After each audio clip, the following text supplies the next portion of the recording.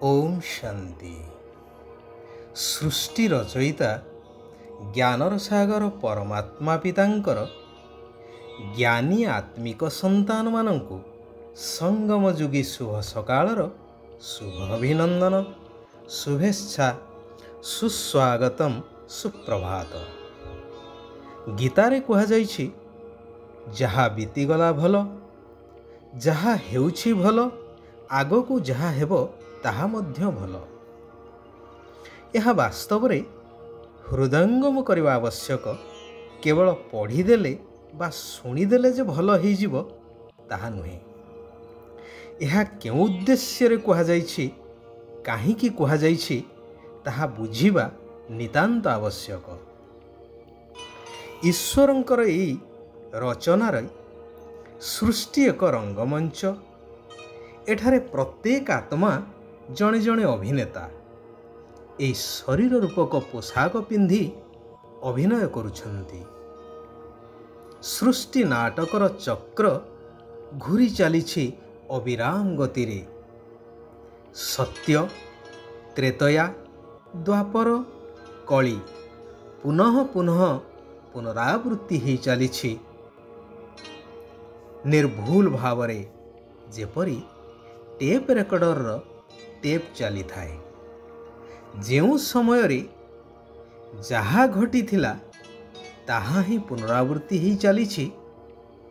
एथिरे किछि भी नूतनत्व नाही।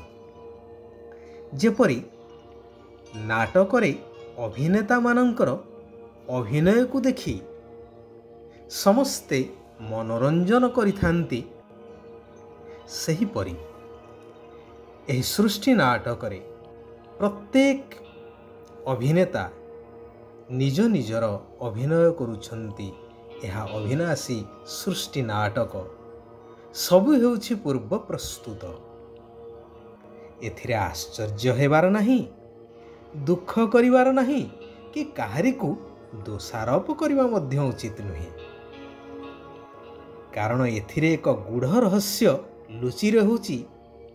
ताहा हेउछि कर्मर हिसाब किताब।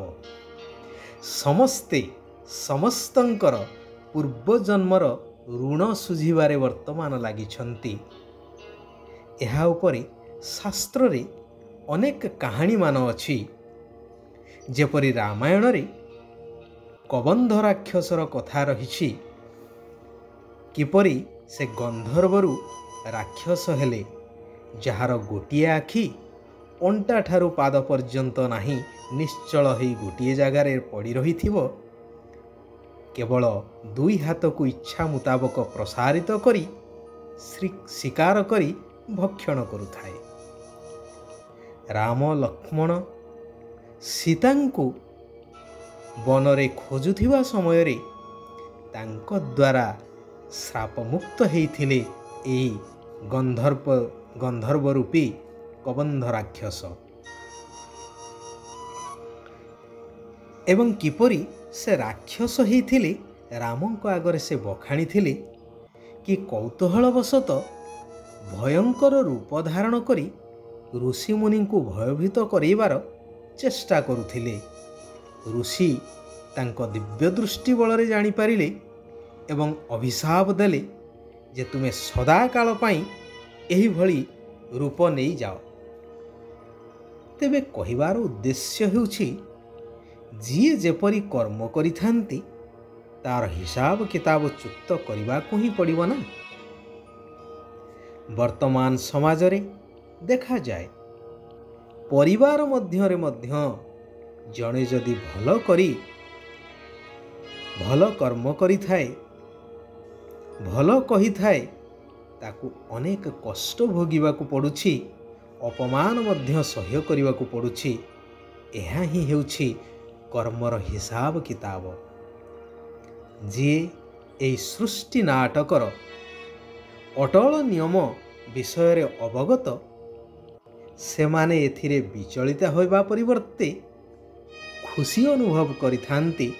कारण सेमानंकर निश्चयता थाए कि एहा मोर कर्मर हिसाब चुक्त हेउछि। जेपरि केही जणे अभावी ବ୍ୟକ୍ତି ନିଜର ମୁଣ୍ଡ ଝାଳ ତୁଣ୍ଡରେ ମାରି ପେଟରୁ କାଟି ସଞ୍ଚୟ କରି କରି ଋଣ ପରିଶୋଧ କଲା ପରେ ଖୁସି ହେଇଥାନ୍ତି ଦୁଃଖୀ ହେବା ପରିବର୍ତ୍ତେ, କାରଣ ସମ୍ପୂର୍ଣ୍ଣ ଚିନ୍ତାମୁକ୍ତ ହେଇଯାଇଥାନ୍ତି ନା।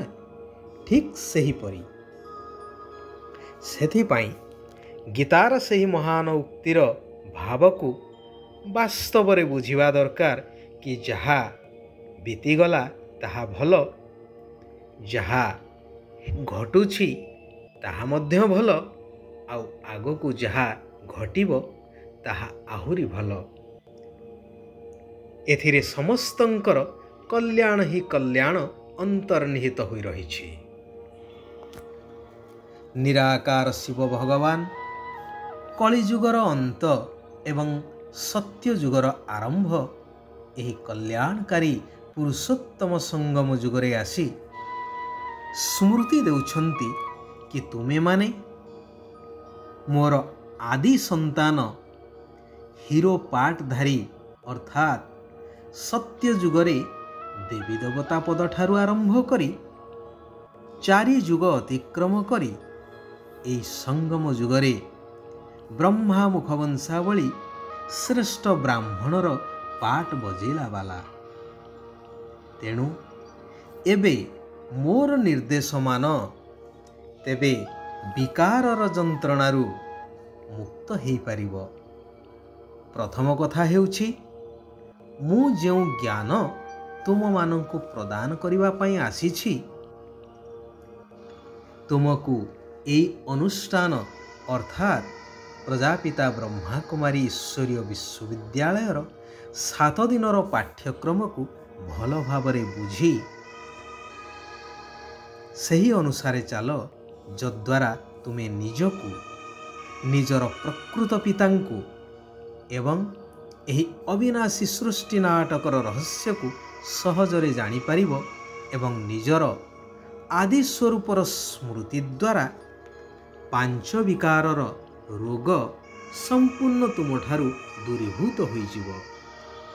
ଶାସ୍ତ୍ରରେ ଉଲ୍ଲେଖ ଅଛି, ବିଶ୍ୱାସେ ମିଳଇ ହରି ତର୍କେ ବହୁଦୂର। ଧୈର୍ଯ୍ୟ ଧରି ଏହି 7 ଦିନର ପାଠ୍ୟକ୍ରମକୁ ପୂରା କର, ଯାହା ସମ୍ପୂର୍ଣ୍ଣ ନିଃଶୁଳ୍କ।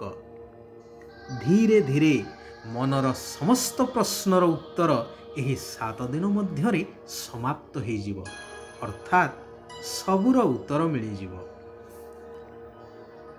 ବାସ୍ତବତାକୁ ଜାଣିସାରି କୌଣସି କଥାରେ ସଂଶୟ ଆଣିବା ଅନୁଚିତ। ସାକ୍ଷୀ ହୋଇ ପ୍ରତ୍ୟେକ ଅଭିନେତାଙ୍କର ସବୁ କିଛି ଅଭିନୟକୁ ଦେଖ। କେବେ ହେଲେ ନିଜର ଚରିତ୍ରର ରେକର୍ଡକୁ ଖରାପ କର ନାହିଁ। ନିଜକୁ ବିନ୍ଦୁ ଆତ୍ମା ନିଶ୍ଚୟ କରି ନିରାକାର ବିନ୍ଦୁ ପିତାଙ୍କ ସ୍ମୃତିରେ ରୁହ, ତେବେ ସମ୍ପୂର୍ଣ୍ଣତାକୁ ପ୍ରାପ୍ତ କରି କର୍ମାତୀତ ଅବସ୍ଥା ହୋଇଯିବ। ସତ୍ୟ ପିତାଙ୍କ ସହିତ ସମ୍ପୂର୍ଣ୍ଣ ସତ୍ୟତାର ସହିତ ଚାଲିବା ଦରକାର।